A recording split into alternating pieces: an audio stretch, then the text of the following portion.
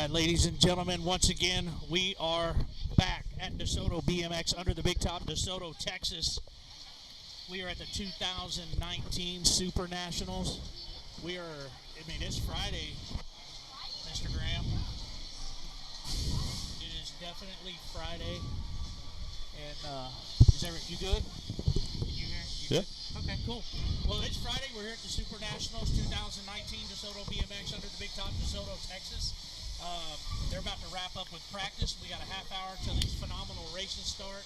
It's been a couple weeks, Blaine, since we've been on. Dude, couple weeks. It's been a long time. Where you been? I've been all over, man. We went Oldsmar, we went to Rock Hill, we went, I don't know, man. I don't even know where I've been. I've been everywhere. Well, you also, you got a lot of work that you do on the road and leaving the family, and, it's just very, very proud to know you for all that you do for your family, and then you still have time to make it to the races and get everything going down. It's good. It's good. We're about to get started here with the long weekend of racing, and we got the USA BMX, Greg Harrison, the whole crew. But this morning, I'm gonna geek out for a second because I'm a fairly big motocross fan until I became a track operator, and I ain't got time to watch it no more. My Saturday nights are here, so it's all a bunch of TiVo stuff, or whatever you call it when you record them at home. I was at the hotel this morning picking up the announcer for the USA BMX, Mr. Greg Harrison, and his car was behind me. And I seen this guy get out, and I was like, man, why does he look familiar? I know this guy from somewhere, and then I realized, oh my goodness, it's Mr. Millsaps. So, but yeah, we got Davi Millsaps here at the track. Your son Dane is racing. Yes, sir. And so you're in the sport of BMX. And whoa, sorry about that. Now that was legit, right there. I got you, bro. So I knew y'all were in it because I kind of heard talkings around the sport. What made all this happen? First off, please introduce yourself. I apologize, and I hope I don't seem too nervous. I have been a stupid fan of yours forever, man. I'm 42 years old, and you're my idol. So it's really weird to meet you that way. I appreciate it. No, it's obviously, my name's Davi Millsaps, and I raced motocross for 27 years of my life. Yes, you did. And you're 42. I just turned 31. So I appreciate you looking up to me. It does mean a lot. But no, I got into BMX through my father-in-law because I never did it as a kid. Bicycles and BMX bikes and myself don't get along very well. Yeah. I tend to always pull up with my legs, and that doesn't end well for me. But he took my son racing BMX one year, and he just kind of got into it and was just playing it around for fun and no big deal. And then about a year ago, January a year ago exactly, we started doing Gold Cups and state races, and we did one national last year, and we finished the state. We finished the Gold Cup. He was one state, one Gold Cup. Two Gold Cup, one state. And we didn't do NAG. We didn't do Grands or anything like that. He wasn't into it that much. And then come January, he wants to go to nationals again, and he got taken out the first one and went 2-1, and then Throwdown, picked him up, and he's won 6 more since. So you're hanging out over there with of course Throwdown, but the Wood family. Yes. Super great people. Yes. When I met them a few years ago, I fell in love with them. They were just really, really good, nice people. Their kids, Cannon and Kane, hanging out with my son. He's 16, but yeah, just that family's a really good family. I really enjoy them. Yeah, Andy called me. I have a friend who lives in Oklahoma. His name's Mark, and he gave me a shout and was like, "Hey, my buddy Andy, who runs the team Throwdown, really wants to talk to you." And I'm like, for sure, give him my number. It's no big deal. And when he called me and he sold it hard, and it wasn't more about him selling the product. It wasn't selling what they can do or whatever it may be. It's just more so selling the family environment. Absolutely. And for me, that's something that's important for especially my son he's still 6. Yeah. and it took a lot of weight off my shoulders to have to do everything and know everything and try to figure things out. But for me, he enjoys it, and right now, we're traveling for him. Yeah. And most of his life, he's been traveling for me. Mm-hmm. So I think he's actually getting a kick out of, his dad getting on a plane, taking him somewhere, and actually going there for him and only him. Yep. And the day that he tells me he doesn't want to do it, then I'm not gonna push him to do it. Absolutely. He's having fun. He's enjoying. He's making friends. He's getting a social life outside of school, and it's cool to see. And right now, he's talking to Ben, and this family, Faith Racing, they just moved here from Johannesburg, South Africa. Just made DeSoto their home track, and I don't know, things are just happening in a weird way. I've been here for 20 years at this track, and I've been the operator for coming up on 3 years. And just watching how everything's evolved and the relationships that we're forging, and you get so wrapped up in your program and your track, you want to clean your house before you have a party. And now we've got things set up. This is the second national my bride and I have hosted here, but there's been 15 or 16 here. It was gone for a couple years, and we had to get the moto count, rider count built back up. So what program? You and I were talking a little bit earlier, and you've been voted in at your track. Kind of explain your role, what track you're at, and. Well, I live in Lake Havasu City, Arizona. So, my hometown track, my son's hometown track is Lake Havasu City BMX, formerly Sarah Park BMX. Mm-hmm. And they voted me in last July to be president of the board. There's now 7 board members. And we have a track operator. His name's Chino. I'm president. We have vice president Matt. And then we have, trustee 1, trustee 2, and treasurer and secretary. And so there's and trustee 3. Yes. So it's one of those things where I wanted to make sure that the track that my son loved, that he actually grew up really riding on, because we lived in California, but he would really ride a lot in Havasu because that's where my in-laws live, his grandparents. And I wanted to make sure that track didn't go anywhere. I wanted him to have a place that he could call home. Nice. So for me, it's just more so making sure that it's still there, make sure it's still running, and bring try to bring some stuff from my industry as far as my look on things to the track, and I've done quite a bit of work to it as far as changes, and everyone seems to dig on the appeal of it. It's just obviously funding is an issue for a lot of it. It's a non-profit organization. Yep. So for us, when it's 120 degrees, it gets rough. Yes. But we don't, it's just one of those things where people that are hardcore, man, it's at 3 o'clock. If it's 112, we run. Yeah. If it's 113, we don't run because it's only going to get hotter from there. Yeah. But yeah, man, I enjoy running it. I enjoy being a part of the track. My kids do because my daughter races too. Nice. She's more of our, go out there, ride, and look for butterflies type of, racer. How old is she? She's 4. Nice. But nice. In Vegas National, she was out there, and she literally was looking for every camera. And then gotta get those pics. Yeah, gotta get those pictures. Gotta get those pictures. People were cheering for her in the stands, and she almost stop and look at them and smile. So that's my daughter. Well, honestly, I personally believe that change is always good. Yeah. You bring in a different perspective. It's like John Gallagher from motocross. The tough blocks, the ones that say DeSoto BMX, I had talked to a gentleman, and he got me in contact with John Gallagher. He called last year before they came from, I think it was San Diego or somewhere in California, and they were getting ready to come to AT&T Stadium. He hits me up, and he said, "Heard you're looking for some tough blocks." I said, "Yes." He said, "Well, we just did a Suzuki something commercial. We have 6 tough blocks." And, he goes, "Man, they go for about $300 a piece, brand new. And they're weighted on the bottom, super nice." And he said, "I tell you what, man, I've heard a lot about DeSoto BMX and the sport of BMX."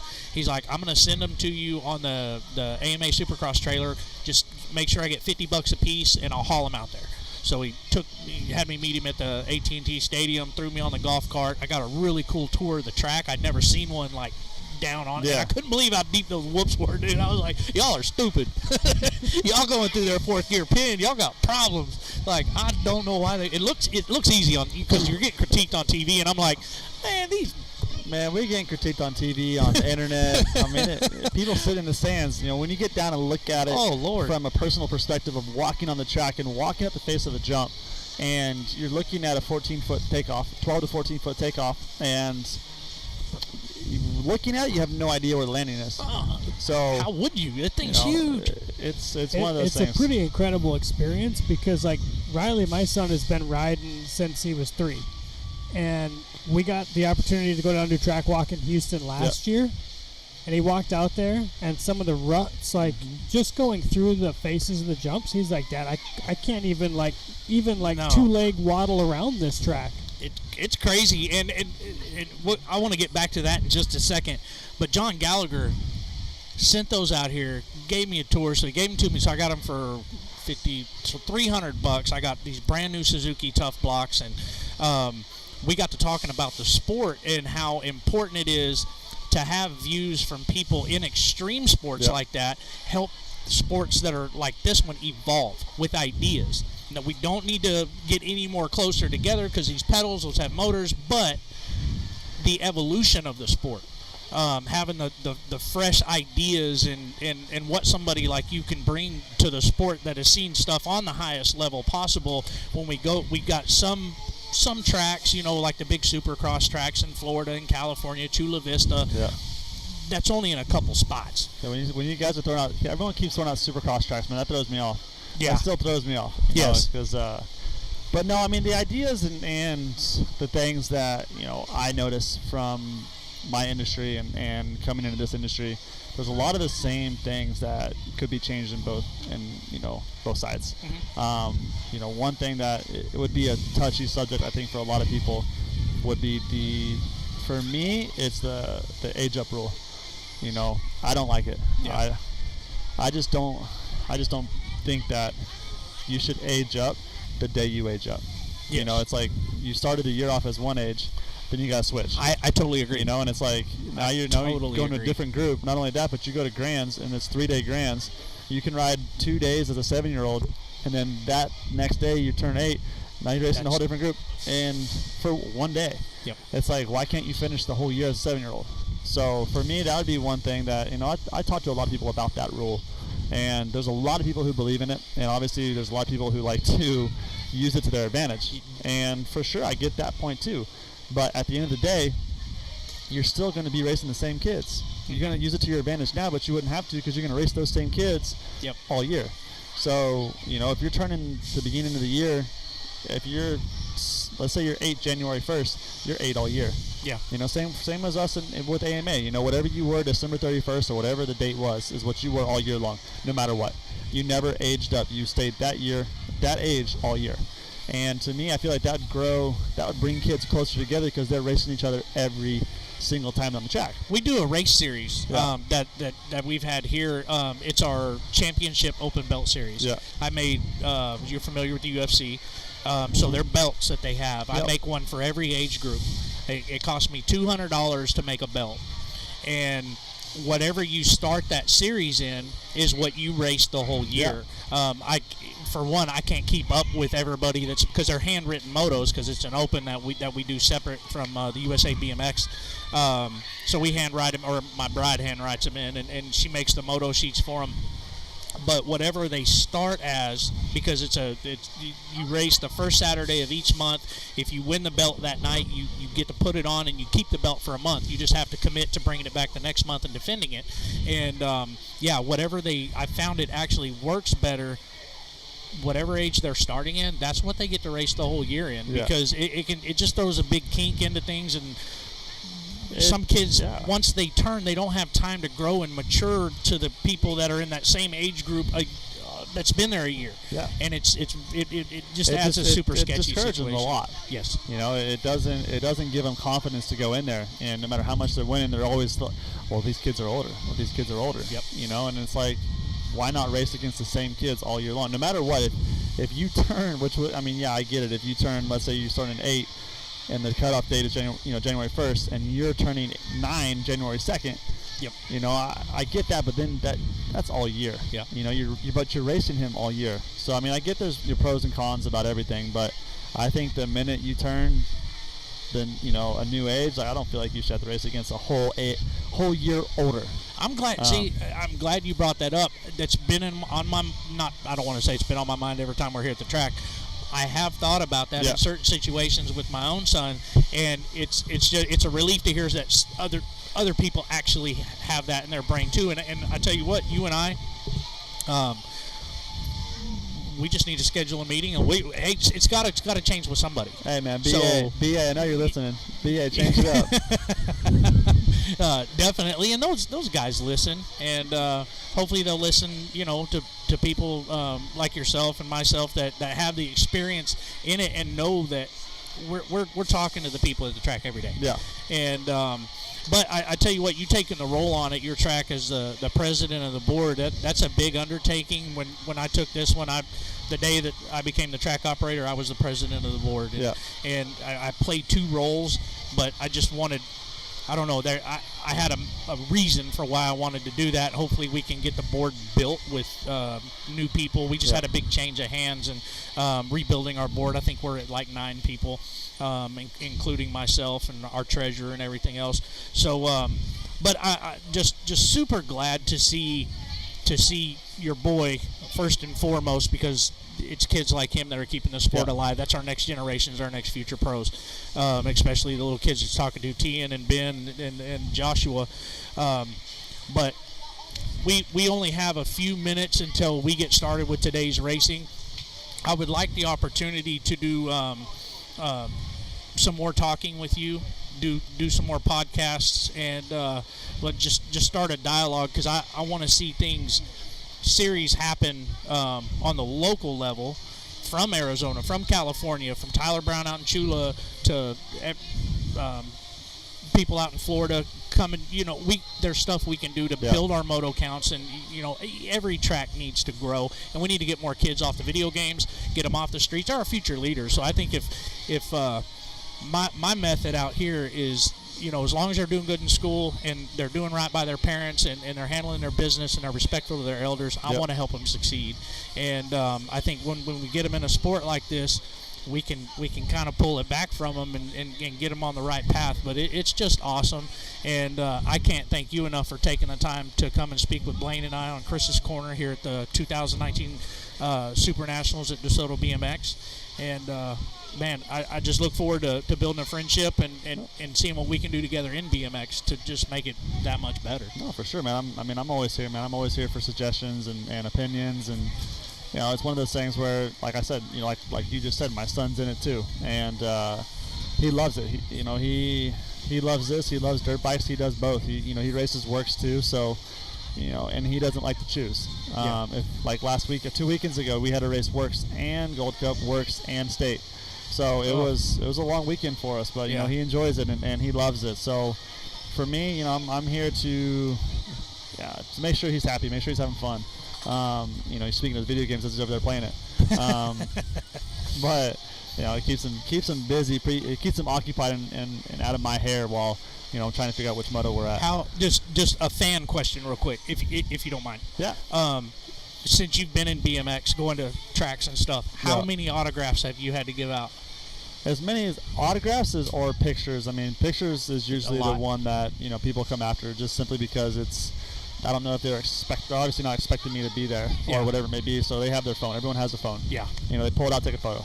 I've signed some number plates, and I've signed a few bikes, and helmets and goggles, but and a few jerseys. But for me, it's more so pictures How does that make you feel when that happens? Because you did have such a long career in AMA Supercross, and I would say people from Supercross look at BMX, and people from BMX do, no matter what you're in, you're going to dabble in the other a little bit. It's all 2 wheels, but how a guy that's reached the pinnacle and the level that you did, when you have to step away and you see that people are wanting pictures, they see you, they freak out, and they're like, oh my goodness, watched you forever, especially the dads that are my age that were really into the sport, and a lot of the kids.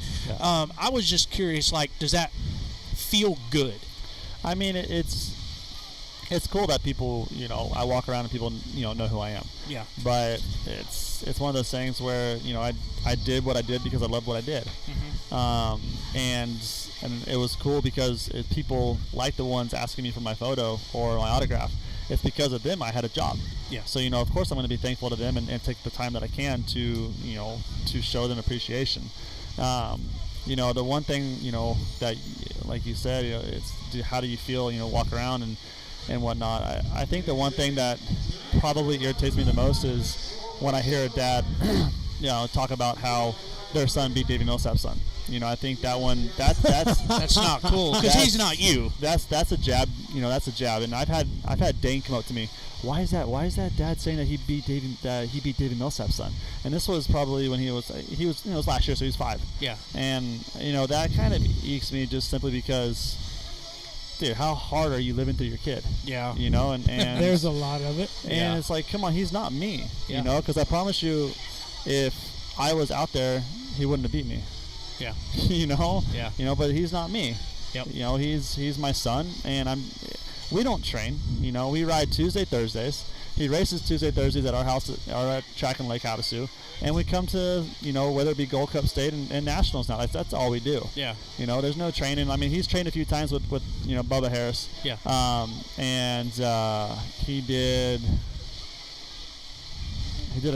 a camp with Tooney, a clinic with Tooney, and there's been like 1 or 2 other people.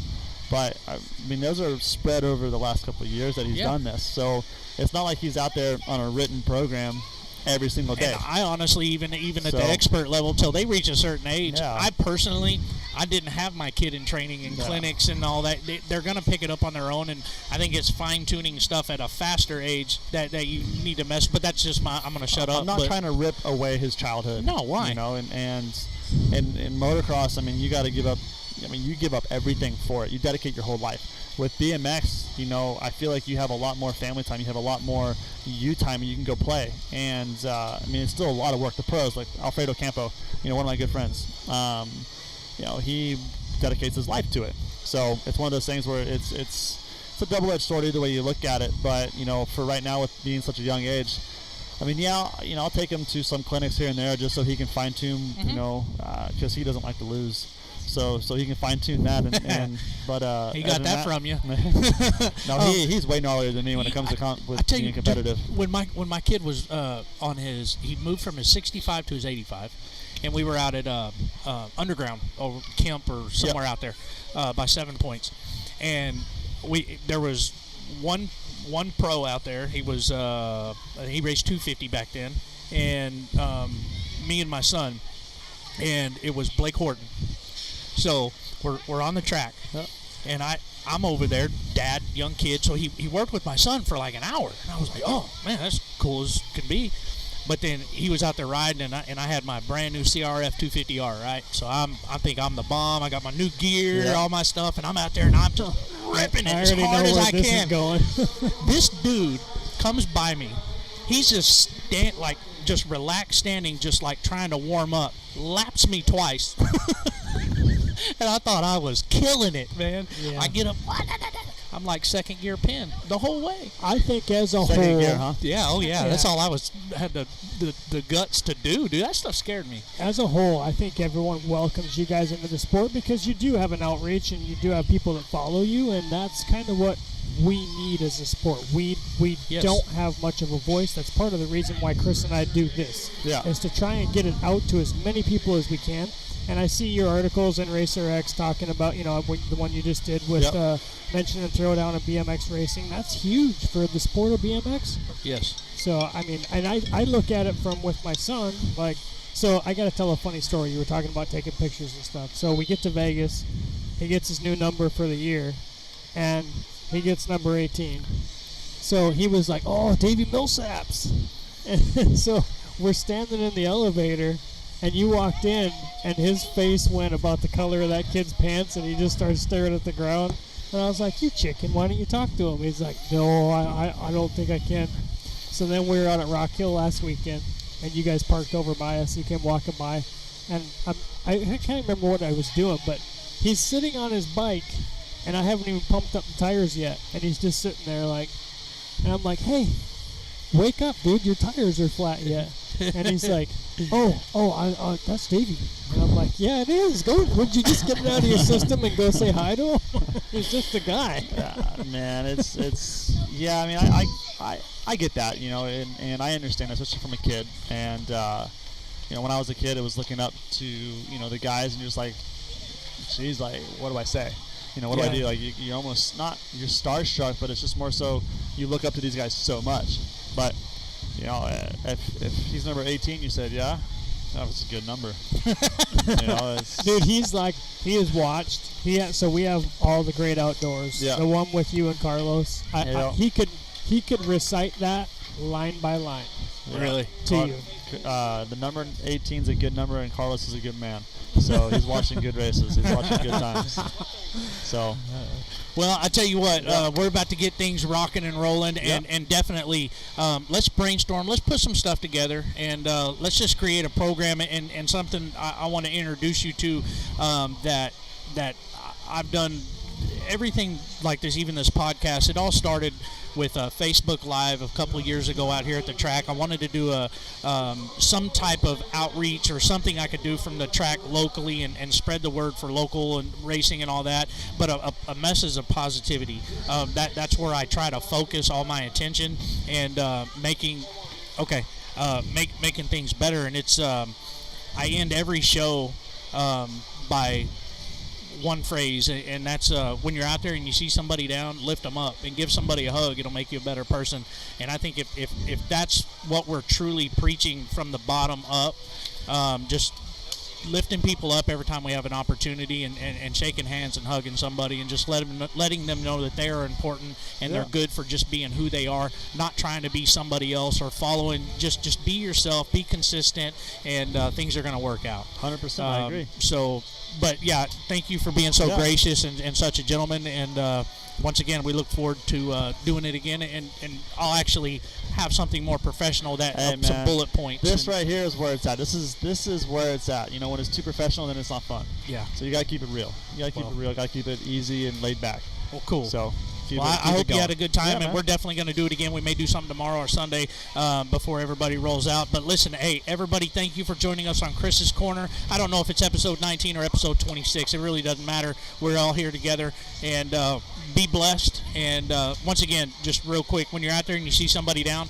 lift them up and give somebody a hug. It'll make you a better person. God bless you. Peace out. We're going to start some racing.